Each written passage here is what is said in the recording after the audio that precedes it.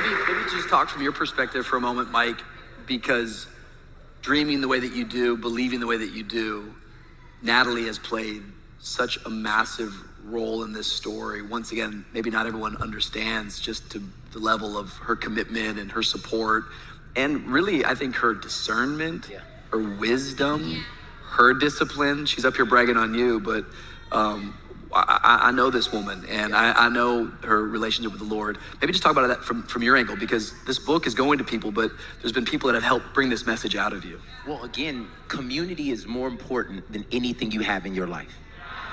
If you're a part of Vous Church and you're not in a Vous crew, shame on you.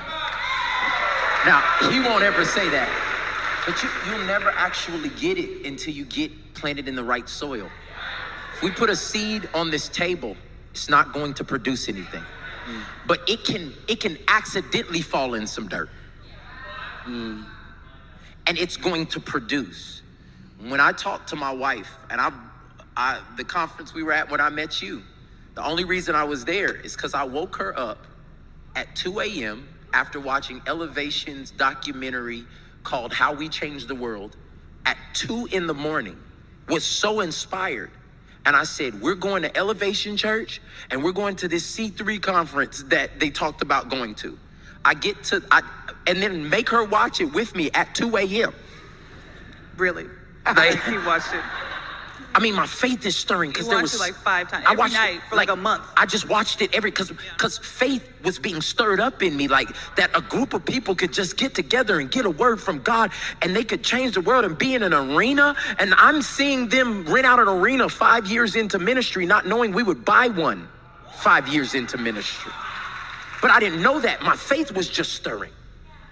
We get there the next day to work, and I was like, well, let me ask because I was just an associate pastor at our church at the time, and I said, let me look up when this conference is. It was the next day. We had no money. I asked the senior pastor, I said, is it okay if me and a couple of the people go down here? He said, we ain't got no money for you to go down there. And I said, what if we can make a way? I had Bree, she's sitting here right with me right now. I had her literally call and ask if they would scholarship 4 of us to go. And on the website, it said no scholarships. Like it literally said no scholarship. And I said, call anyway. And some of y'all need to get that gangster. Yeah. Call anyway. No scholarship. No, it literally said no scholarships. That's extra. You don't need to put that on the website. Yeah. You know, like, I mean, people probably asked before, but we were the exception. I called one of our friends that live in Dallas that I hadn't talked to. You know how your parents have friends, but they know you from like events, but you don't really know them? I was desperate. I knew I was supposed to be there. So I called her like, hey, Auntie Renee. She ain't my real auntie, but you know what I'm saying? You just throw that on there to make it feel better.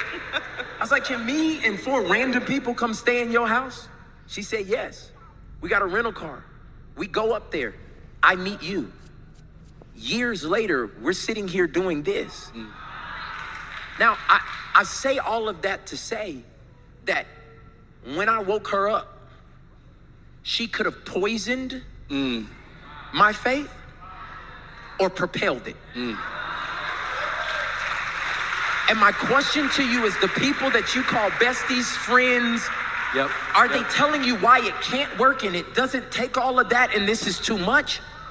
Or she didn't come with no prophetic word or encouragement or God showed me this. She just sat there and watched it with me. It wasn't, oh, I see it. It was, oh, I'm here. And many times the greatest crazy faith step you can do is have presence with somebody. Not predict the future or make something happen, just be present with them. And she was present with me. When I wrote down that thing and I told her that we would go on the Spirit Bank Event Center, she said, oh. Like that was her response. It was like, oh. I might have said more than that. No, but you said, but you're probably right. But she didn't poison it. Right. Yeah. And because she didn't poison it, it had the opportunity to grow. And had the opportunity for me to come back and say, well, what do you think? Well, they said it. She was like, well, what did God say? And there would be times she would strategically be the only one that'd be like, well, baby, don't give up now. Ain't nothing like your woman telling you don't give up. You be like, hold up.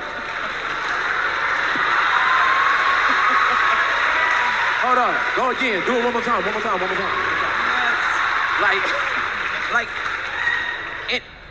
And that's happened over and over and over again. And this is the one thing that I want to encourage people. Crazy faith looks different because of your personality. Yeah.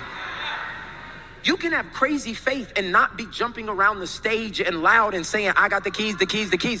That's just me. Yeah, good. I would be doing that if we had a good taco. Like, I'd be like, this taco is the bomb. Like,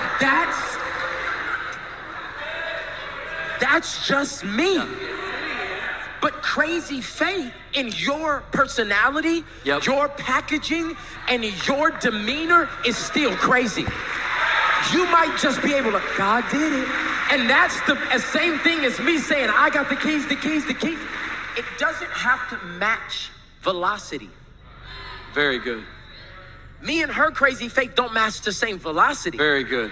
But it matches in the value we put on it. And so I have no doubt in my mind that God gave me my greatest gift at 15 by letting me meet her.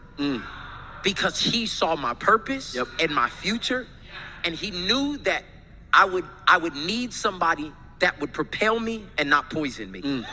And because of that, what God has been able to do in our lives, and how many people we get to help, and how many people we get to propel their visions and do that other stuff. I mean, all glory to God. And then he just made her fine. And so I just want to thank God right now. I put my hands in the holes in your jeans, girl. I love you.